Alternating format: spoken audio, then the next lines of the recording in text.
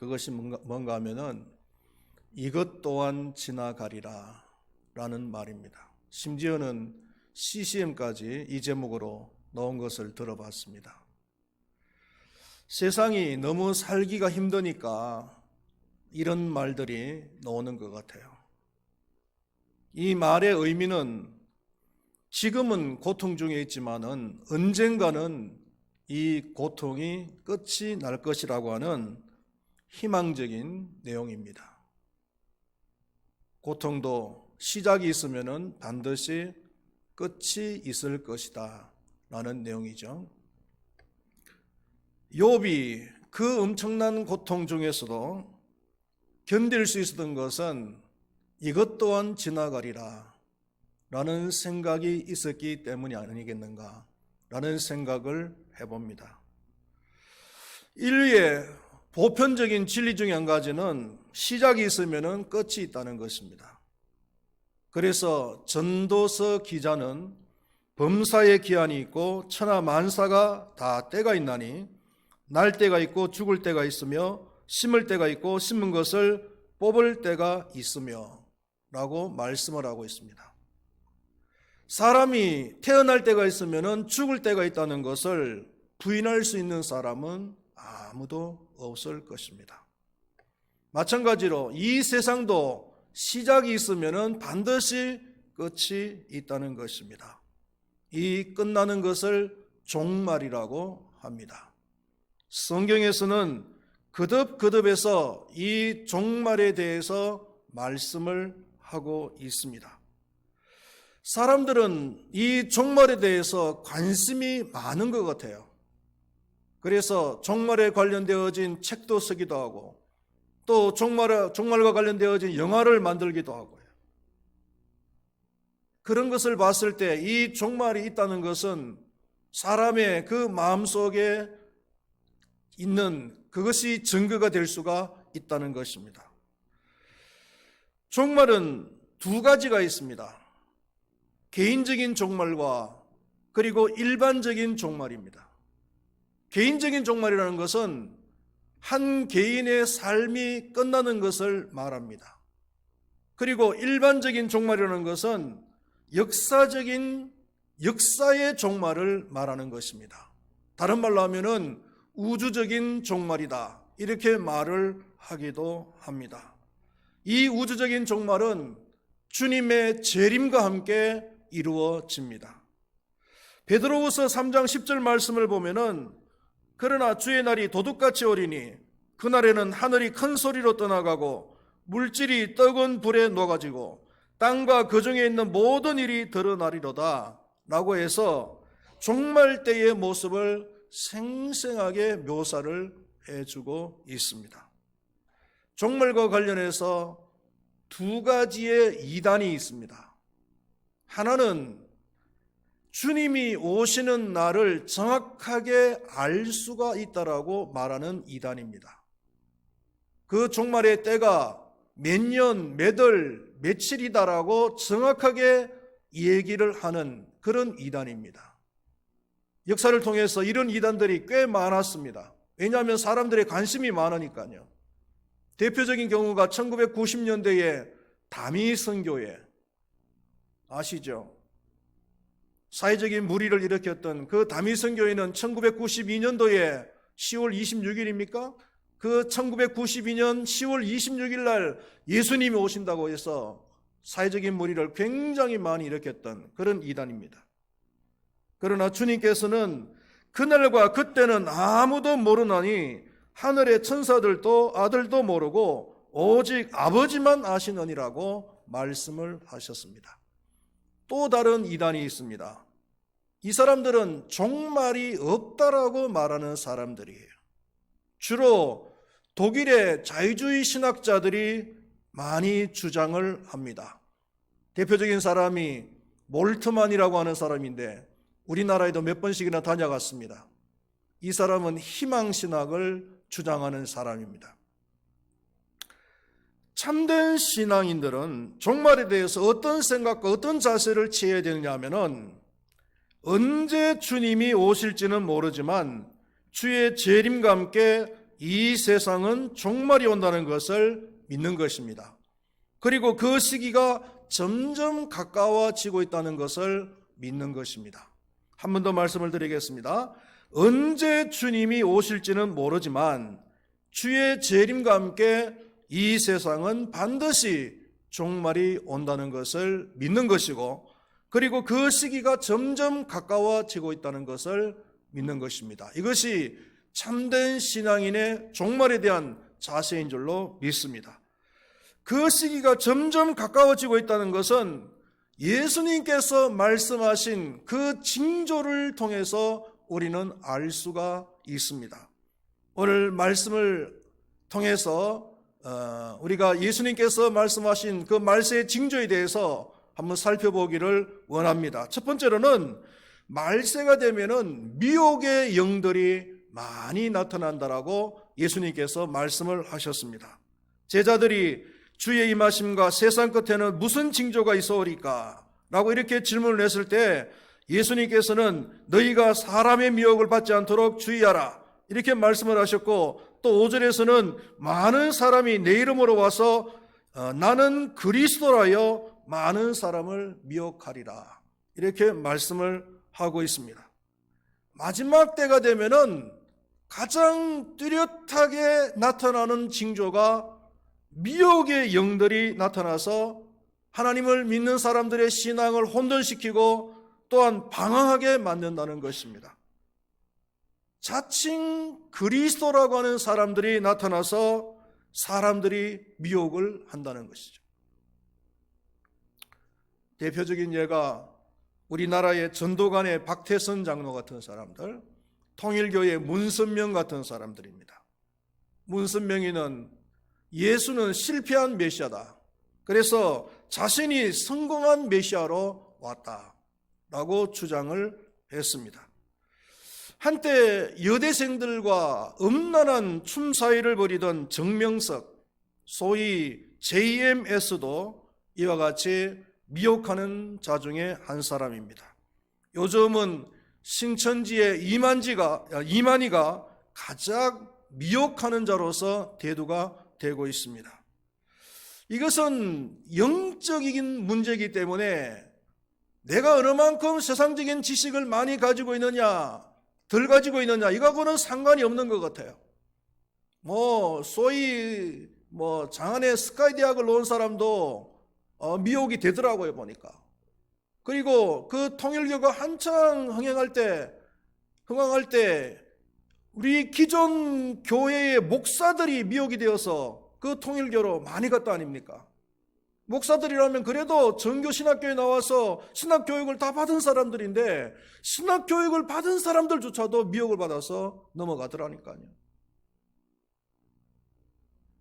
과거 우리 교인 중에서도 몇몇 사람이 그 신천지에 넘어갔어요. 그런데 그 신천지에 넘어간 사람들이 어떤 사람들이냐 하면은 저하고 성경 공부도 하고 그리고 저하고 관계도 아주 끈끈하게 좋았던 사람이에요. 그래서 조금도 저는 염려를 하지 않았던 사람들인데 어느 날 보니까 신천지를 다니고 있는 거예요. 그 아연실색을 하지 않을 수가 없는 거죠. 여러분, 이 말세가 되면은 미혹의 영들이 나타나서 믿는 사람들을 혼돈시키고 방황하게 만든다는 사실을 잊지 말아야 되는 것입니다. 그리고 두 번째로 징조가 뭐냐면은 난리와 기근과 지진이 있다라고 말씀을 하고 있습니다. 6절과 7절에 보니까 난리와 난리 소문을 듣겠으나 너희는 삼가 두려워하지 말라. 이런 일이 있어야 돼. 아직 끝은 아니니라. 민족이 민족을, 나라가 나라를 대적하여 일어나겠고 곳곳에 기근과 지진이 있으리니 라고 하였습니다. 여기서 이 난리라는 것이 뭐냐 하면은 민족이 민족을, 나라가 나라를 대적하는 것이라고 그랬습니다. 쉽게 이야기하면은 전쟁이죠. 70년대, 80년대는 미국과 소련이 팽팽하게 힘으로 맞서던 냉전 시대였습니다. 차라리 전쟁이 적었던 시대예요. 그런데 90년대 넘어오면서 고르바초프가 페레스트로이카를 선언하면서 탈냉전 시대가 오는가 생각을 했는데, 그 사무엘 헌팅턴이 이야기했던 것처럼 문명의 충돌의 시대가 온 거예요. 그 문명이라는 것은 기독교를 표방하는 서구 문명과 그리고 이슬람 문화예요. 지금 전 세계의 축을 이루는 문명이 서구 문명이잖아요. 서구 문명이라고 하면은 기독교 국가들, 미국을 비롯해서 북유럽 쪽에 있는 EU 국가들, 이런 나라들이 전 세계를 지금 주름잡고 있다고 해도 과언이 아닌데, 이런 나라들이 이슬람 문명을 힘으로 막 밀어붙이는 거죠. 그러니까 이슬람 문명들은 힘으로는 안 되니까 어떻게 합니까? 방법을 다르게 하는데 테러나 아니면은 게릴라전으로 맞서는 거예요. 이러다 보니까 전쟁이 길어집니다. 이 전쟁이 끝이 없는 거예요. 예수님이 말씀하신 대로 이 말세에 이 난리가 끝이 없어요. 끝이 없어요. 그리고 말세가 되면 또 기근이 심하게 된다라고 말씀을 하셨습니다. 현재 전 세계 인구가 75억인데 75억 명 중에서 약 10분의 1이 심각한 기근에 노출되어져 있다고 합니다. 그리고 그 중에서도 5억 명 정도는 지금 당장 도움을 주지 않으면 생명에까지 위험한 그런 상황에 지금 놓여 있다라고 말을 합니다. 세계 경제가 이렇게 발달을 했는데 먹을 것이 없어서 죽어가고 있다는 것은 참 이해가 안 되는 일이죠. 왜 그렇게 했습니까, 여러분? 부익부 빈익빈 현상이 너무나 두드러지게 나타나서 그런 거예요. 지금 전 세계 인구의 10% 안에 들어가 있는 사람들이, 상위 10% 안에 들어가 있는 사람들이 전 세계 식량의 90%를 차지하고 소비하고 있다는 거예요. 한번 여러분들 보십시오. 여러분들의 그 냉장고 속에 안 먹는 음식들이 얼마나 많습니까? 냉동을 시켜놓고 몇 년 동안 그냥 먹지도 않는 그런 음식들이 지금 있잖아요. 그런 음식들을 우리가 만약에 먹을 것이 없어서 굶주리고 있는 그 사람들에게 갖다 줄 수 있다면 얼마나 좋겠어요. 음식을 너무 과다하게 사다 놨다가 음식이 썩어서 먹지도 못하고 그냥 버리는 그런 음식들이 얼마나 많습니까? 이런 식량만 나누어도 전 세계가 다 먹고도 남는다는 거예요. 그러니까 우리가 이 나눔이 얼마나 중요하다는 것을 알아야 되는 거예요. 특별히 우리 하나님을 믿는 사람들은 이 나눔을 실천해야 됩니다. 그런 의미에서 우리 교회에서 라오스에서 시행하고 있는 그 염소 운행은 굉장히 의미가 있는 그런 프로젝트라고 생각을 합니다. 그 다음에는 지진입니다. 요즘은 지진이 얼마나 자주 일어나고 있는지 모르겠어요. 2004년도에 일어났던 동남아의 그 지진 해일, 여러분 기억하시죠? 지진 해일이 한번 일어나서 약 30만 명이 희생되었습니다. 재산 피해는 측량도 할 수 없을 정도로 그만큼 엄청난 피해를 입었어요. 그리고 2011년도에는 일본 동쪽에 후쿠시마 지역에 그 지진이 일어나서 강도 9라고 하는데 약 2만 4천 명이 죽거나 실종이 됐습니다. 한번 쿵 했는데 2만 4천 명이 죽거나 실종이 된 거예요. 그리고 더더구나 무서웠던 것은 원자력 발전소가 피해를 입은 거예요. 그래서 아직까지도 그 데미지가 있잖아요. 얼마 전에 우리나라에도 제주도 남단에서 강도 4.9의 지진이 일어났습니다. 기사를 보면은 대형 호텔에 있었던 사람들도 호텔이 휘청하는 그런 느낌을 받았다는 거예요. 이런 지진들이 1년에 한 번 일어나는 것이 아니라 수없이 많이 일어나고 있는데 1년에 수백 번, 수천 번씩 일어나고 있는데 그 중에서 그래도 좀 강한 지진이라는 거예요.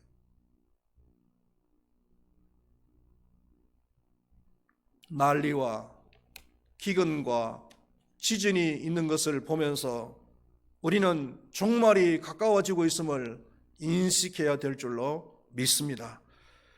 그리고 세 번째로는 핍박과 미움과 거짓 선지자들이 미혹을 한다라고 말씀을 하셨습니다. 9절 말씀해 보니까 그때 사람들이 너희를 환난에 넘겨주겠으며 너희를 죽이리니 너희가 내 이름 때문에 모든 민족에게 미움을 받으리라고 하셨습니다. 예수 믿는 것 때문에 핍박을 받게 될 것이라고 말씀하셨어요. 저는 이 말씀을 보면 참 염려가 많이 됩니다. 이런 전염병 때문에 교회를 못 나오고, 정부에서 사회적 거리두기 압박한다고 교회를 못 나오고, 날씨가 춥다고 교회를 안 나오고, 이런 사람들이 말세가 되었을 때 예수 믿는 것 때문에 핍박을 당하면 과연 신앙을 지키겠는가? 참 염려가 되는 거예요. 이런 일들이 우리나라에서는 설마 일어나겠느냐 생각을 할 수도 있겠습니다만은, 그러나 최근에 사회적 거리두기를 통해서 정부가 신앙생활을 압박하는 이런 어떤 현상들을 우리가 심상치 않게 봐야 된다는 거예요. 그 다음에 10절에서는 그때 많은 사람들이 실족하게 되어서 서로 잡아주고 서로 미워할 것이라고 말씀을 하고 있습니다. 여기서 서로라고 이야기하고 있습니다. 여기서 서로는 같이 하나님을 믿는 사람들끼리 이야기하는 거예요. 하나님을 믿는 사람들끼리 서로 미워하고 서로 고소하고 하게 될 것이다라는 거예요. 여러분, 우리가 하나님을 믿는 사람들은 어떤 관계입니까? 우리가 나중에 천국에 가면은 같은 식구들이 되어야 될 사람들 아니겠습니까? 그렇다면 이 세상에서도 이미 우리는 식구가 된 사람들입니다. 한 가족들입니다. 한 형제들입니다. 그러면은 누구보다도 더 사랑해주고 아껴줘야 될 그런 관계들이 아니겠습니까? 그런데 서로 미워하면서, 그래서 서로 시험에 들게 만들고 서로 고발을 하기도 한다는 거죠.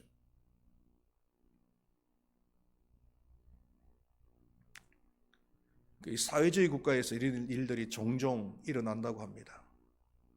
제 친구 하나도 중국에 선교사로 갔는데 선교사역을 열심히 잘하고 있다가 추방돼서 나왔잖아요.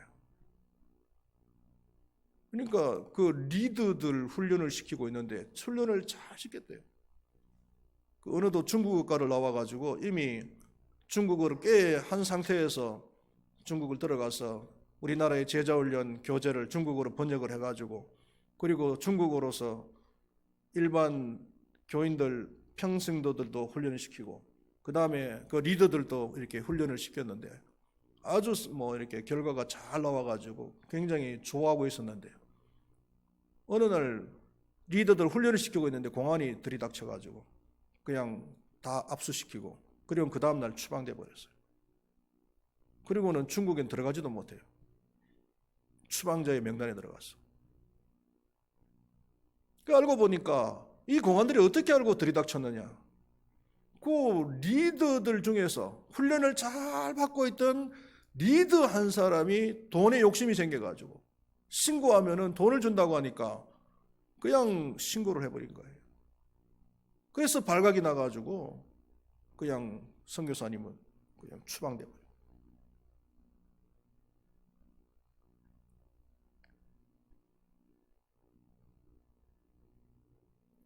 11절 말씀에서는 거짓 선지자가 많이 일어나서 사람을 미혹하게 될 것이라고 이야기하고 있습니다. 여기서 거짓 선지자는 조금 전에 말씀드렸던 자칭 그리스도라고 말하는 그런 적그리스도하고는 다른 사람들이에요. 적그리스도들은 내가 메시아다, 내가 그리스도라고 얘기하지만은 이 사람들은 자신이 메시아라고 주장하지는 않아요. 그렇지만은 예수의 이름을 가지고서 장난을 치는 사람들이에요. 특히 자신들 교회만이 참 교회라고 주장을 하면서 기존 교회에 대해서는 거짓으로 공격을 하는 거예요. 기존 교회는 죽은 교회다, 이렇게 얘기를 하면서 자기 교회로 오라고 이렇게 얘기하는 겁니다. 역시 이단입니다. 교회론에서 문제가 생기는 겁니다. 다락방, 구원파, 이런 이단들입니다. 신학 공부를 같이 했던 목사님이 다락방으로 갔습니다. 경기도에서 아주 최고로 다락방을 잘하고 있어요.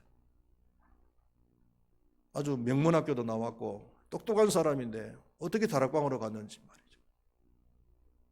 저하고도 아주 친했습니다. 그래서 다락방으로 간다 그러길래 제가 그 교회를 찾아가서 좀 얘기를 나눴습니다.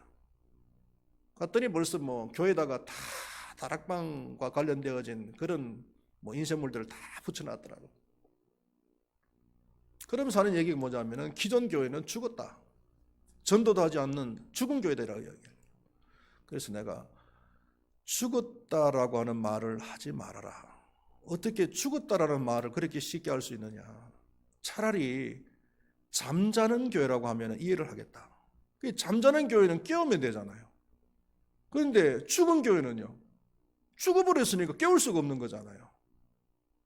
그러니까 결국은 다락방이 그 말을 했다가 기존 교회를 죽은 교회라고 했던 요 말 때문에 미운 틀이 박혀가지고 이단이 된 거예요. 기존 교회를 이렇게 공격을 하는 거죠. 말세에 믿음 생활하는 것 때문에 핍박을 받고 서로 미워하고 그리고 거짓 선지자가 미혹하게 될 것이다라고 예수님께서 예언을 하셨습니다. 그리고 마지막으로 네 번째로는 말세가 되면은 어떤 징조가 나타나냐면은 사랑이 식어진다라고 했습니다. 12절 말씀해 보니까 불법이 성함으로 많은 사람의 사랑이 식어지리라, 이렇게 말씀을 하고 있습니다. 세상을 보시면은 정말 사랑이 너무나 없다는 것을 우리는 느낍니다. 따지기를 좋아하고 손해보기를 원치 않습니다. 자신이 조금만 손해를 본다고 생각하면 소리를 지릅니다. 충격적인 살인사건이 연쇄적으로 터지고 있습니다. 이게 우리가 살아가고 있는 이 마지막 시대의 모습입니다. 세상은 그렇다 손치더라도 교회가 더 문제예요. 교회가 손해를 안 보려고 합니다. 교회가 사랑이 없어요. 교회가 희생을 안 하려고 합니다. 교회가 섬기지를 안 하려고 해요. 교회가 재산만 모으려고 합니다. 교회가 부자가 되려고 해요. 여러분, 교회 역사적으로 교회가 부자가 돼서 타락하지 않는 경우가 없어요. 성도님들이 설령 숫자가 많아지고 헌금이 많아진다 할지라도 교회는 어떤 일이 있어도 그 헌금을 저금을 시켜놓는다든지 부동산을 사다 놓는지 산다든지 이런 짓을 하면 안 돼요. 헌금을 하면은 헌금이 들어오는 대로 전도하고 구제하고 선교하는 데 다 써야 되죠. 그러려고 여러분들 헌금하는 거 아닙니까? 여러분들이 헌금해서 부동산 살려고 통장에다가 저축해 놓으려고 헌금하시는 겁니까? 아니잖아요.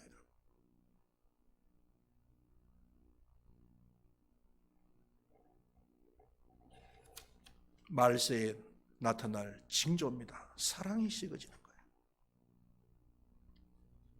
오늘날 정말 세상 사람들이 교회는 사랑이 많은 곳이라고 인정을 해줍니까?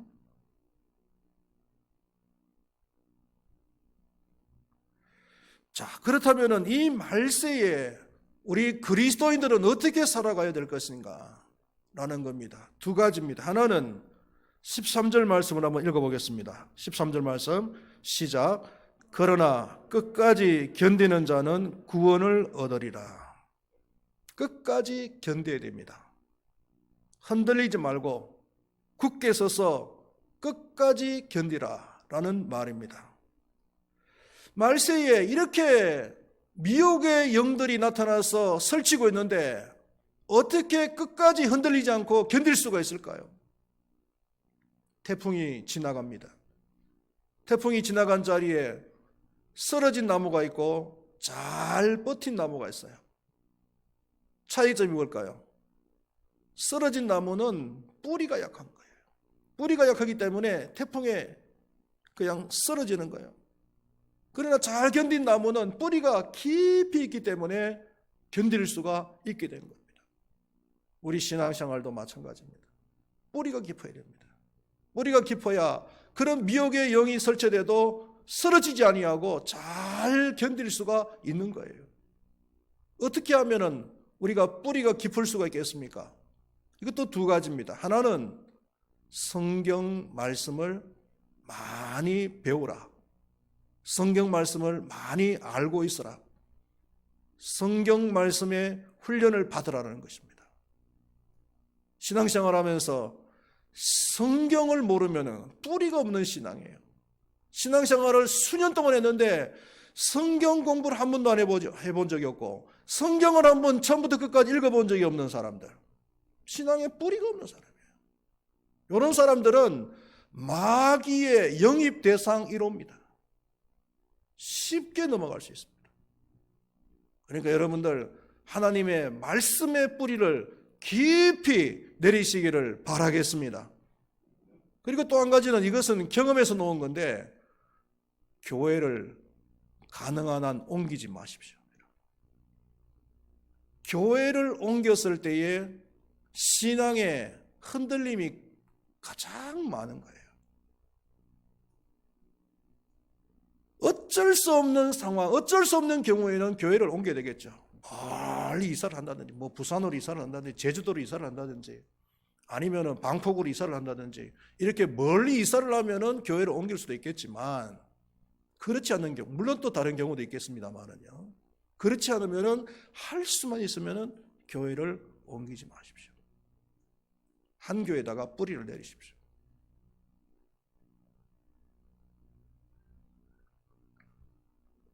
그래야 견딜 수가 있습니다. 그리고 또 한 가지만 더 말씀을 드리겠습니다. 말세에 그리스도인들이 살아가야 될 자세입니다. 복음을 전해야 됩니다.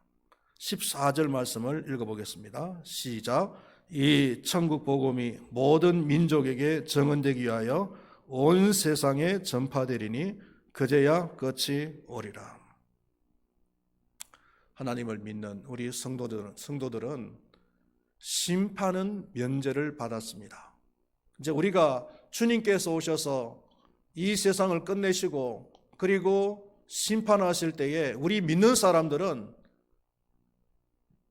상 받을 일만 남은 거예요. 주님께서 시상대에서 상을 주실 때 어떤 사람에게 가장 좋은 상을 주시느냐 하면은 복음을 열심히 전한 사람, 하나님의 말씀을 최선을 다해서 전한 사람에게 하나님께서는 가장 좋은 상을 주신다라고 말씀을 하셨습니다. 결론적으로 이제 얼마 남지 않았습니다. 잘 견디시기를 바랍니다.